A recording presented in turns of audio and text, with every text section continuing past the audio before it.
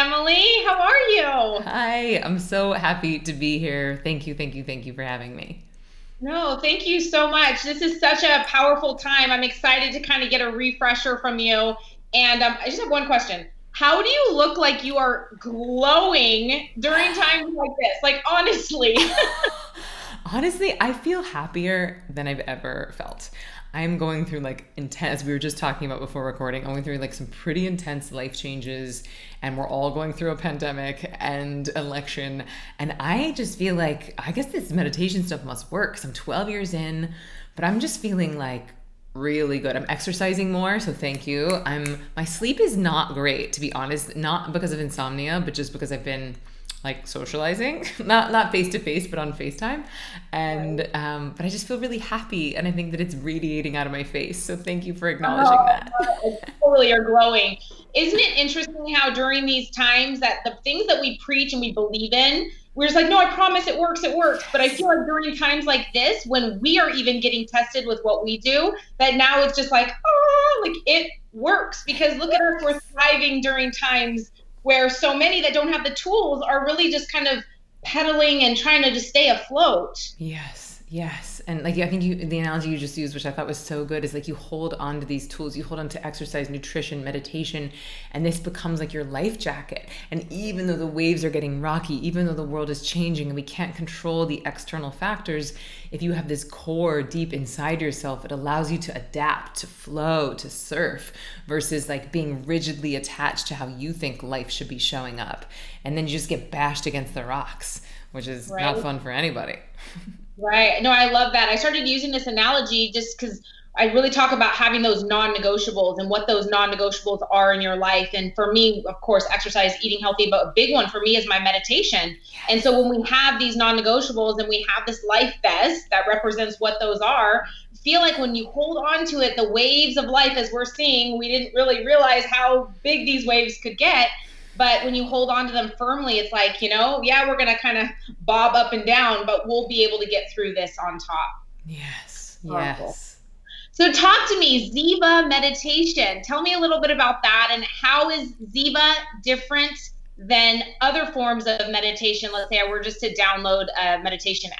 Yeah, so thanks for asking that. And then I'm going to put it back to you to hear your experience with Ziva, but I'll share mine. So, when a lot of people say now in this day and age of like, oh, do you meditate?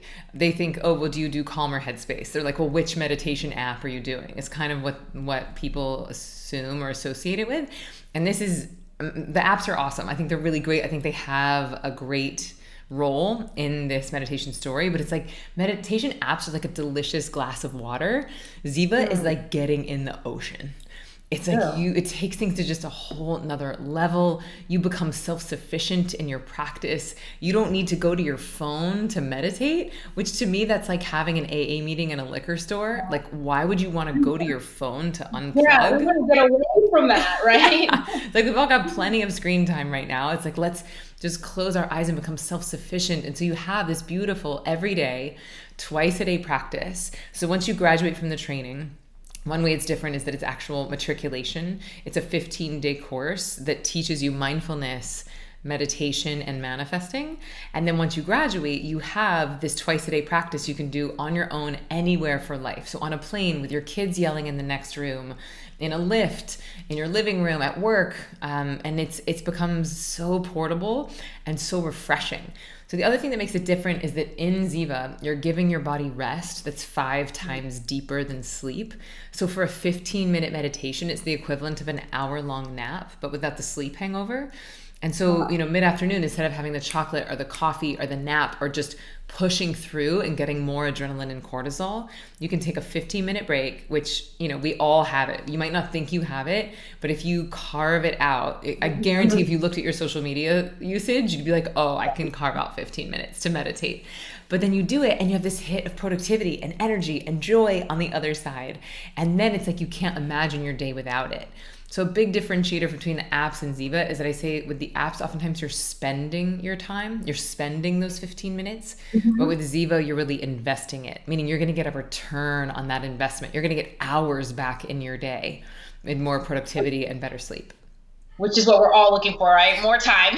Yeah, exactly. What I love so much about Ziva, and I'm so grateful that I was able to actually go out to New York. It seems crazy now, but pre our situation, I was able to go out there, meet you face to face, and experience Ziva in person. But what I love about Ziva is the fact that you mentioned you can do it anywhere. And I always used to think when I would meditate or do my own version of what I thought meditation was, I feel like if I had a hair in my face, I was like, couldn't, nope, can't move your hair, nope. And then if there was a noise, it was like, no, I'm not meditating. And I was so frustrated. And then when you invited this whole idea that the thoughts are good and you don't have to, clear your brain, I was like, oh my gosh. So tell me about that. Yes, Right? thank you for illustrating what so many people come up against. Because I feel like there's this one dude out there telling everybody that in order to meditate, we have to clear our minds. And we got to find him and we got to teach him how to meditate, because so many people start and it looks exactly like what you illustrated. Like, okay, brain, shut up. Oh no, there's a hair in my face. Oh no, there's a fly. Oh no, there's the drill outside. Oh no, I suck at meditation. I quit. And then you get frustrated. You feel like a failure. And then you're much less likely to start again because you're judging yourself based on misinformation. So for anyone out there who's ever tried meditation and felt like a failure, I want you to really listen up right now, because this one fact could change the rest of your life. It could change your meditation career. And that is this: the mind thinks involuntarily, just like the heart beats involuntarily. Okay, so trying to give your brain a command to shut up is as impactful as trying to give your heart a command to stop beating. It does not work. And yet this is what most people are judging themselves by. And then they feel like they're failing, and then it becomes like a meditation shame spiral. Instead of, like you said, if you take the course, if you get some training, you get a technique that's made for you and not for a monk, then you're like, oh, this is actually easier than I thought. Oh, it feels better than I thought. Oh, I'm more productive than I was. Oh, I'm sharper, I'm clearer, I'm happier. And then it becomes this upward spiral. So the main thing is knowing that thoughts are not the enemy of Ziva, effort is. So I lovingly call it the lazy man's meditation. Yeah, you got me on that. Yeah, no, I just love that. It's almost like I've kind of realized through my personal meditation career is I'm inviting the thoughts. It's like, because you say that the thoughts are actually the stressors leaving your body. So I feel like when thoughts are there, I'm inviting them, like, come in because I want you out. Yes. So, it's just a different way of looking at it. And yeah, that's a game changer. I think it's just as powerful as telling somebody there's no such thing as perfection. And when you let that go, then your whole world changes. Yes. And I want to say, like, don't let perfect be the enemy of good. Don't let good be the enemy of done. And that especially applies to meditation. Because if you're waiting for like a silent 20 minutes in a cave, first of all, like, even in the caves of the Himalayas, there's wind and wolves and rain, and like there's nowhere on earth that is silent. Your mind is thinking 70,000 thoughts a day. The only time the brain flatlines is when we're dead. So why on earth would you give yourself impossible criteria? Then it just becomes another form of resistance versus something that's actually going to get you to do it. Yeah, I love that. Use that word a lot, resistance. Anything that we're resisting is going to persist, right? Mm-hmm. So we've got to let it go. Well, tell me, how did you get started, and has your meditation journey looked like? How did you even get started? Yeah, so I used to be on Broadway for 10 years, and my last show, I was understudying 3 of the lead roles in a chorus line, and that's a pretty stressful job because you have no idea which character you're going to play. That led to me getting anxiety, which led to insomnia. I couldn't sleep through the night for 8.5 months. I was going gray in my 20s. I was getting sick and injured, and it was very confusing why I was living my dream. So on paper, I had the thing, right? I moved to New York. I got the prize, and I was miserable. And so thankfully, I learned meditation on the first day of my first class. I was meditating. I was in a different state of consciousness that I had ever been in, and I liked it. And then that night, I slept through the night for the first time in 18 months. And I have every night since, and that was 12 years ago. Then I didn't get sick for 8.5 years. I stopped going gray. I'm 41 now. I have like 2 gray hairs. I was legitimately going gray in my 20s. Wow. I stopped getting injured. I started enjoying my job again. And so I just thought, why does everybody not do this? Left Broadway, went to India, started what became a 3-year training process to teach. And then since graduating, I've taught over 40,000 people to meditate, which I'm so proud of. My first book came out last year.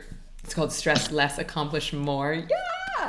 There it is. Yeah. Debuted at Love number it. 7 on Amazon, been translated Mm. into 14 languages. And it's just been like such a wild and awesome ride to see like the ripple effect of this, to see that people are ready to wake up to a more sustainable form of happiness, that we can't just caffeinate ourselves all day and drink ourselves to sleep at night and numb ourselves with opioids and eat trash food and not see people or be in nature and then be like, I wonder why I don't feel good. And it's like, y'all, we have to look at ourselves holistically. Yes, we need to move. We need to be in nature. We need relationships. But a big piece of this is stress management. And meditation just makes all the rest of it so much sweeter. Wow.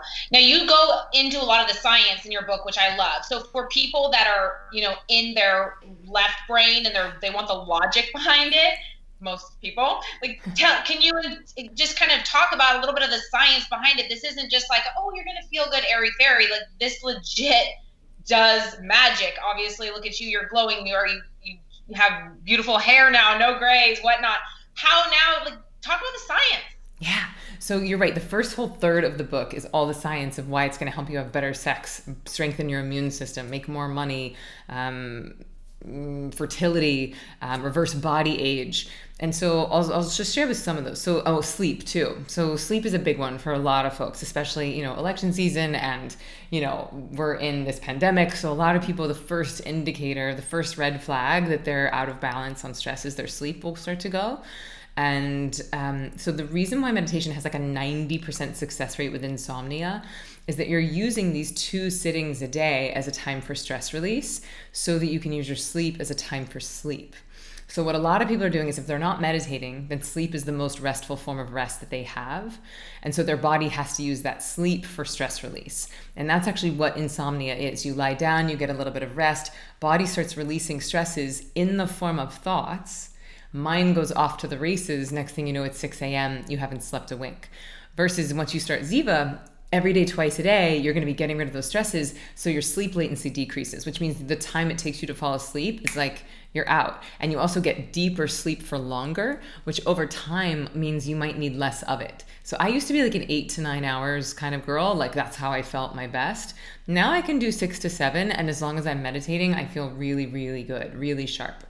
So sleep is a big one. Sex is a big one. The number one reason why people say they're not having as much sex as they want is that they're too tired. And so if you do a 15-minute meditation of Ziva, even if it's like 4, 5, 6 in the evening, it's like an hour-long nap. So let's say 10 o'clock rolls around, you would have usually been exhausted after a day of living your life and just pass out.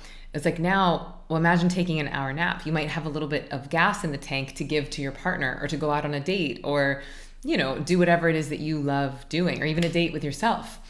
So, yeah, I know. Like, who doesn't want better sex? The other thing is just to talk about the neurochemistry is that, if women have too much cortisol, we become incapable of orgasm. And if men have too much adrenaline for too long, they become incapable of having an erection. So again, this is not just like airy fairy seeing chakras and things. This is like real, legit physical consequences if you're too stressed for too long. The other piece, everybody's like, well, how on earth could this make me more money? Like, how on earth could meditation, like sitting still and wasting your time, how could that make me more productive? And I've basically like hung my hat on this. Like, it's basically what I've based my whole career on, is this idea that we have to stop treating meditation like a bubble bath for your brain, right? It's not something that you're going to get around to when you have more time. It's the single most important piece of mental hygiene that we need to be practicing every day. And so the harsh reality is that stress is making us stupid, sick, and slow. When you are stressed, your body thinks it's preparing for a tiger attack, of some sort of a predatory attack. The amygdala takes over, which is the fight or flight, the fear center of the brain. And when that thing takes over, the blood and energy in the rest of your brain gets sucked up. Right? So you don't have as much blood or energy in your prefrontal cortex, which is the executive function of the mind. This is your decision-making center. Okay, so you literally start making poor decisions when you're in chronic fight or flight. Now, I don't know about you, but I feel like your whole life is made up of decisions. How am I going to spend my time? Who am I going to partner? What company am I going to start? How am I going to handle the situation with my child? Like, life is nothing if not decisions. So that one factor of you meditating is going to help you make better, more intuitive decisions is worth the price of admission right out of the gate. And that's to say nothing of, well, once you start meditating, you start increasing brain elasticity.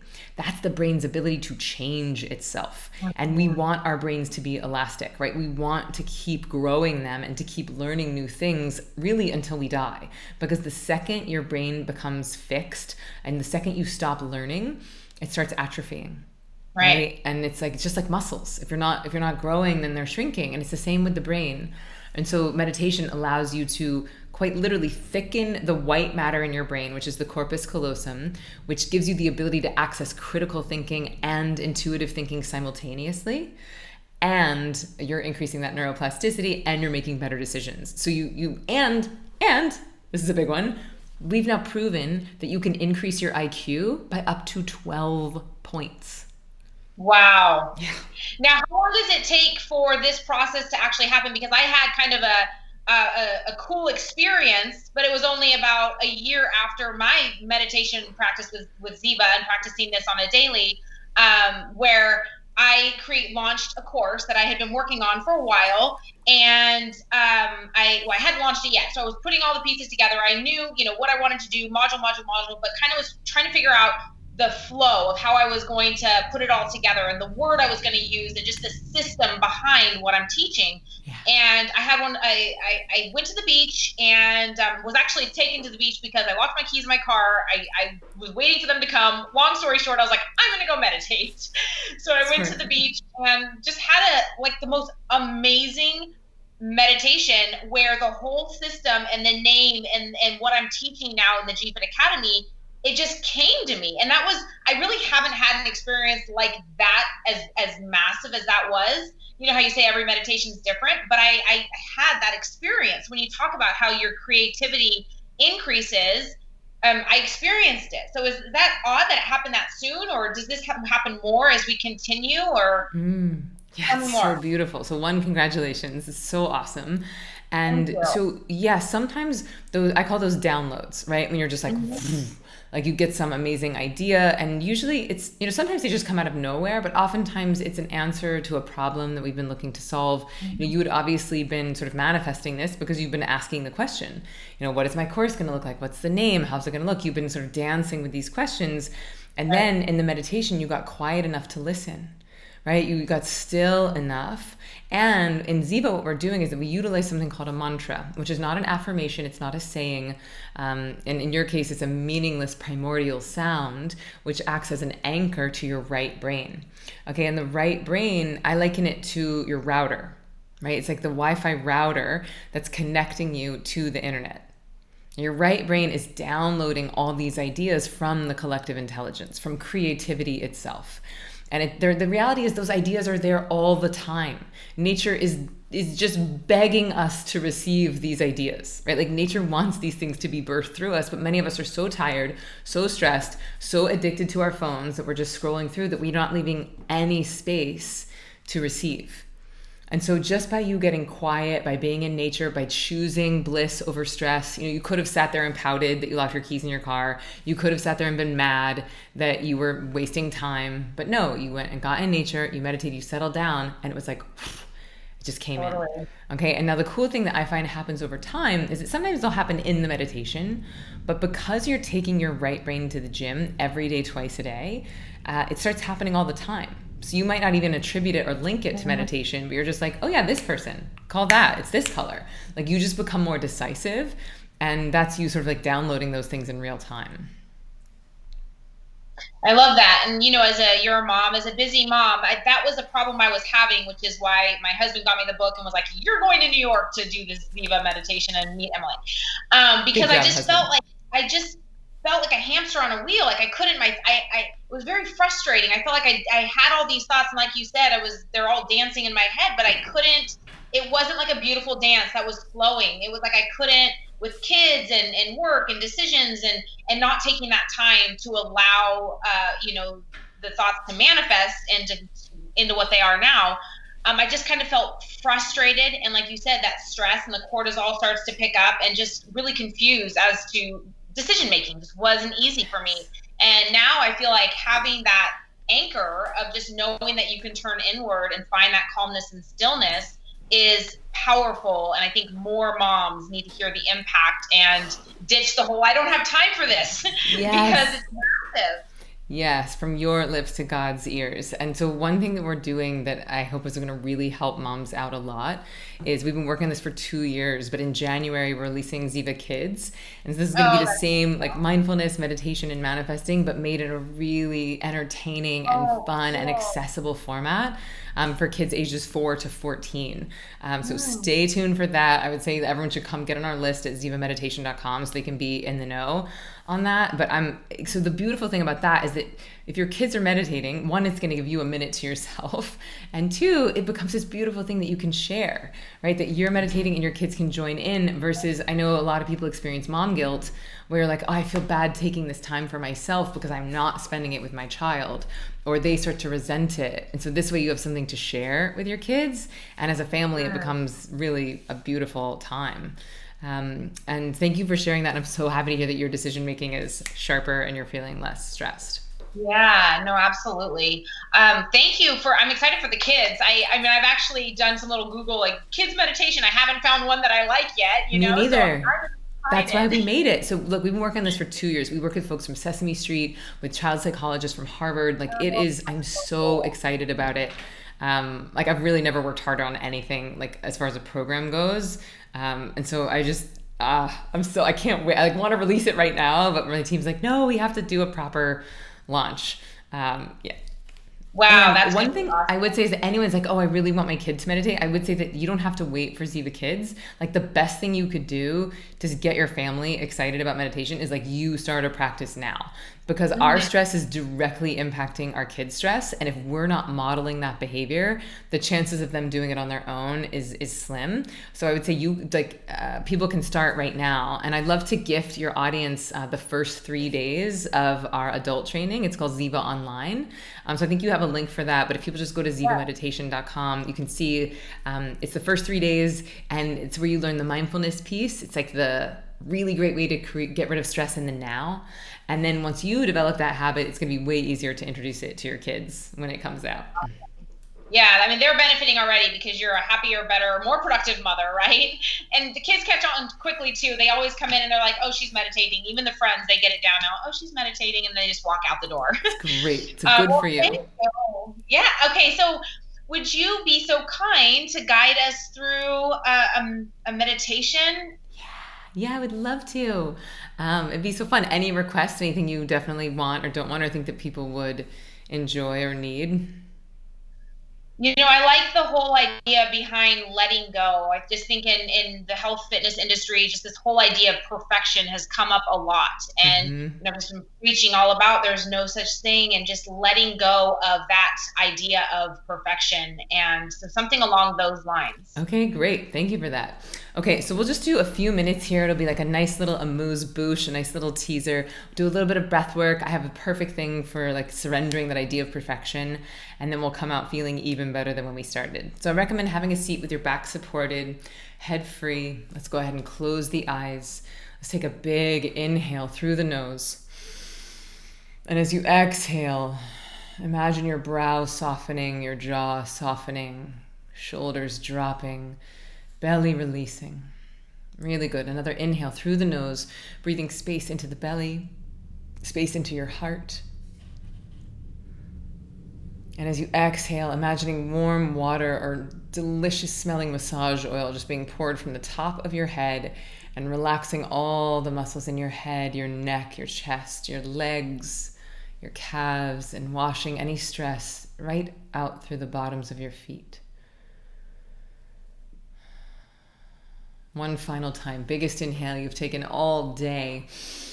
Imagining the size of your heart expanding as you inhale, and as you exhale, just allowing yourself to surrender, even already, allowing yourself to let go of any holding, any tension, any extra speculation that's keeping you from being fully here, fully now. Letting yourself arrive in the present moment. From this space, we're going to engage our imagination. So I want you to imagine the most beautiful beach you've ever seen. It might be somewhere that you've been. It might be something you've seen in a photo. It may simply be in your imagination. But can you imagine the softest sand, the warmest sun, the perfect temperature water? And I want you to imagine lying down right in between the sand and the water, that edge of the shore, so that your body is in the perfect position that the waves lap up gently over your body. And as the water goes back out to sea, you're nestling beautifully, gently in the sand. So imagine lying in this beautiful, soft sand, feeling the warmth of the sun on your body. And on your next inhale, imagine the water coming in, washing over your feet, your legs, your hips, your belly, your arms, your chest, and all the way up to your neck. So your whole body is like in a warm bath, in this beautiful, healing saltwater bath. And as you exhale, imagine that water rushing back out to sea and taking with it any stress, any holding, any speculation, any suffering. Really good. Inhaling, letting the water wash up over the body. And as you exhale, imagine the water rushing back out to sea, taking with it anything you want to surrender. Anything that is not serving you, your body, or your dreams. And on the next inhale, again, imagining this warm, healing water lapping over your feet, calves, thighs, hips, belly, arms, chest, all the way up to your neck. Letting this warm, healing water soften every single muscle in your body.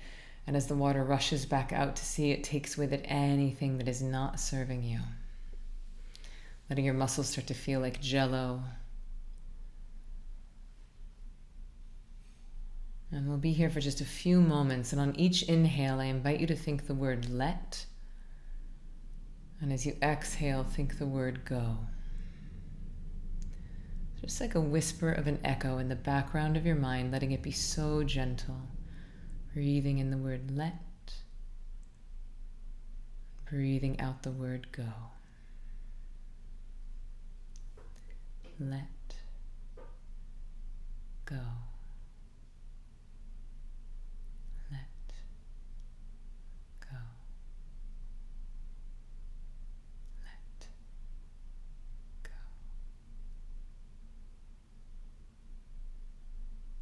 Giving yourself full permission to be exactly where you are. If the mind is racing, you can let it race, remembering that thoughts are not the enemy. Enjoying this beautiful anchor of a phrase to come back to. Let go. You're doing great.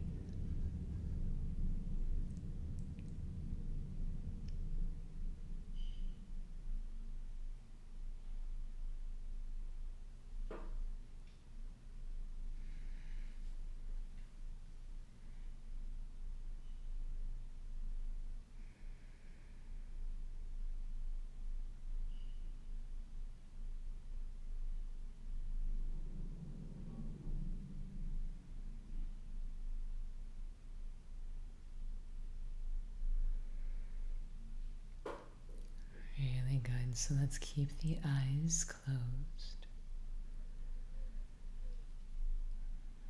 But we'll let go of this phrase inside.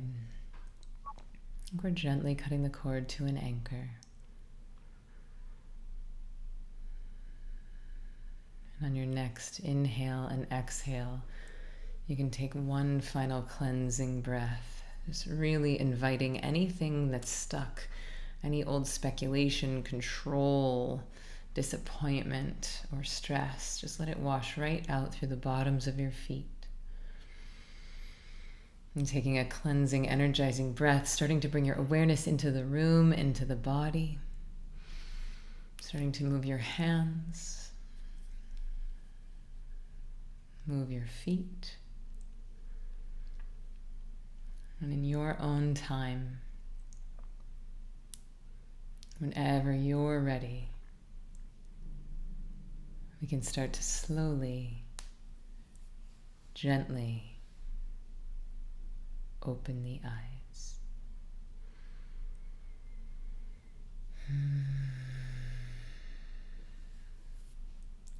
High fives. We So did it. awesome. I would have So, been surprised if you'd have been like, Gina, did we lose you? no, I Gina? did. For a moment, I was like, will I take over? Will I finish the interview? That's actually happened to me one time on Mind Valley. It was like a platform of 2 million people, and I was leading the host through a meditation, and he fully was just like, goodbye. And I was like, oh boy. Which it was a great teaching moment because he felt embarrassed, like he'd fallen asleep. I was like, no, you just fell into this beautiful bliss field. You fell into this fourth state of consciousness, which is awesome. I love that. Thank you so much, Emily. And I love that we've kind of taken the whole metaphor of the ocean. And as I'm looking at you, I see the waves behind you. And it's just such a great analogy of kind of what we're talking about in the waves of life and using the anchor and the life jacket and all of the above. And I'm just such a ocean girl that it just makes complete sense. So I was out because I could visualize every single bit of what you were saying. So thank you for that. Oh, it's my pleasure. My pleasure. Yeah. So if people want, like, so that was sort of like a guided visualization. So just to clarify the difference between what we just did, I would call it guided visualization, which I would put in the category of like mindfulness, which is awesome. But that's just like an appetizer compared to what happens when you learn the full Ziva technique. And so if people are interested in that, they can, I'd love to gift them the first 3 days. So they can go to zivameditation.com, or I know you're putting links below. So I'd say, come on in, the water's warm. It's so good in here. I love that. And that's such a great way of getting people, like you said, the appetizer, because the way that I felt towards the end of that mindfulness was it's almost like, okay, now you can spread your wings and fly. Now you know what it kind of feels like to be in that good space. And then once the guiding stops and you can just sit in silence, then the work only continues. So that's just such a great way for people that aren't really sure where to even start to kind of get yourself into that bliss state and then experience it even further. Beautiful. I love it. Yeah, wonderful. Okay, so we have all your information. I'll put it below. Emily Fletcher, amazing book, Ziva Online. All the information will be there. But one other thing is I know that you're doing global meditations. Are you still doing those? Yes, we've been doing it every week since March. So every Tuesday at 6 p.m., we do a live stream. It's in the Ziva community. So if people want to join on Facebook, you just search for the Ziva community and join. Or if you prefer Instagram, we're at Ziva Meditation. So every Tuesday at 6 p.m. Eastern, I do about like a 20, 30-minute lecture on a different topic. And then I walk people through like a full like 20, 30-minute guided experience. And we have sometimes like 4,000 people tune in. And so it's pretty cool to be like meditating with 4,000 other people in the world at the same time. And so, yeah, I love to think about the ripple effect of that. Okay, so it didn't come during a meditation, but it just came now. I love that idea of potentially getting my tribe to join in a challenge that we all do that and commit. I think that would be pretty rad, right? Yes. So do you mean like to join the guided thing, or to do like a 15-day Ziva Online challenge? Well, that would be, I'm going to the Ziva Online, and then also to do the meditations together, just to give people an extra nudge to do the global. And then, it only benefits everybody in the world, as you know. It just is a trickle effect. So, I love this. And my whole tribe is really on this. I'm on this mission right now to help people to do less with their workouts. And in life, we're just constantly thinking we have to do more. We have to. And it's like when we can surrender to this less is more approach, which is what I practice in my nutrition and training, and then everything that you do with less, stress less, accomplish more. It's just such a great marriage. So I want to start to kind of bring more of this into the community and to help them to up level in every way. So thank you so much, Emily. You've been a huge, huge inspiration in my life and gave me so much more clarity around my business, my home life, everything. So thank you. It makes my heart so happy. And I love it. Let's make a date. So we can do like next Tuesday, 6 p.m. Eastern. We can all meet at the Global Meditation on Facebook. Since this is going on Facebook, we could just meet in the Ziva community on Facebook. And then you and I should talk about maybe doing a challenge, like a 15-day challenge with your folks. I'd be happy to jump on and do like another live. Like we could start on a certain day, do the 15 days of Ziva Online, and then we could do like a special Q&A for your community. That'd be awesome. Yeah, absolutely. Thank you, Emily. All right, keep glowing. You too. Bye, Gina. Thank you. Bye.